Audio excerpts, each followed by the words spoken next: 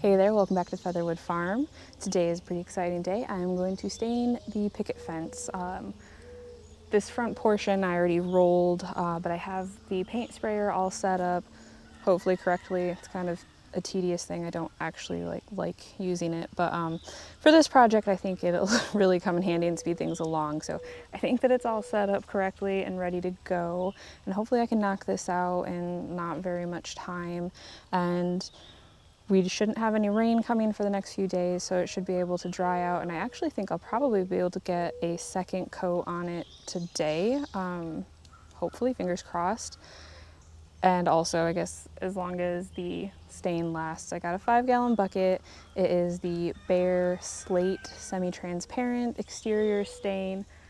I'm hoping it's enough because that's quite pricey. But I guess we will find out. I am going to do the exterior as well as like the interior part of the fence. So let's see. Let's get started. Oh, let's move Candace out of the way. Come in. You don't want to be over here. No, no, no, no, no.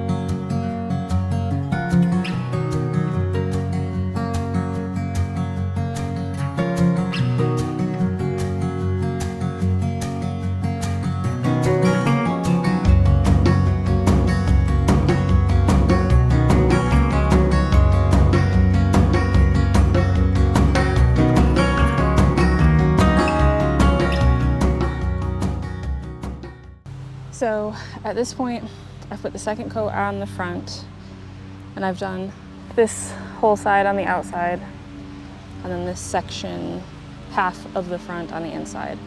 And I've got like about half, maybe a little more than half of the 5-gallon bucket left. And I gotta finish this part, do the inside half over there, and then put the second coat on the outside over there. And I think it's going to last. I won't be able to put a second coat on the inside or like on this outside. That's confusing.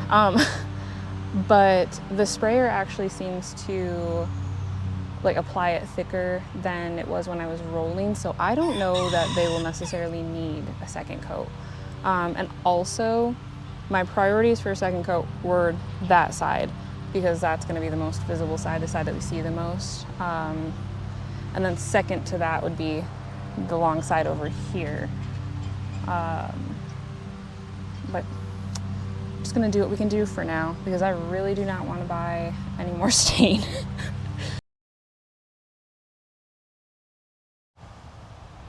Okay, so this is the next morning. I got nearly everything stained on the outside face and the inside. The paint sprayer actually worked pretty well, but it got to like the last maybe gallon of the 5-gallon bucket, and it couldn't siphon it. It kept getting out of the stain and being this whole issue. So I will need to get, I think, like 1 more gallon, and I'm thinking that if I keep it in like the 1-gallon container in a smaller container, I won't have the issue. of like the siphon falling or coming out of the stain. So it should continuously flow, and I should be able to finish it that way. If not, there is always the roller. So this is the front, which I think looks the best out of all of them because it already had the first coat of stain rolled onto it, and then I came over with the sprayer. So this is the darkest as well as the most kind of consistent in application. And then we'll come through. There are still some like touch-up areas that I'll have to do with the brush, but that's okay. And then the inside, it's also kind of hard to tell because the light is shining right on it. There's like some drip marks and it's not quite as dark. It honestly just looks more like weathered barnwood kind of look, which I'm not hating entirely. Let's see if this side might be a little more clear.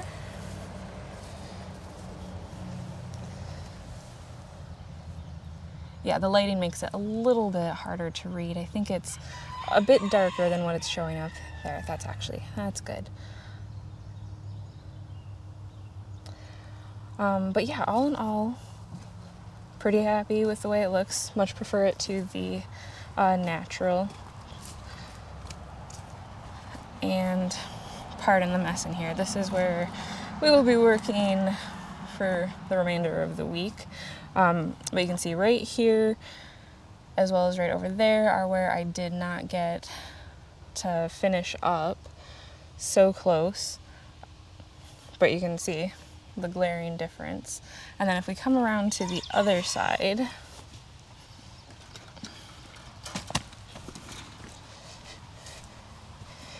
here you can see this side is where I had done it a few weeks ago and only used the roller, and then this part is where I was able to do with the spray gun. So I mean, these are both just one applications of the stain, but yeah, the sprayer put it on much thicker than the roller did, and the result is definitely much better.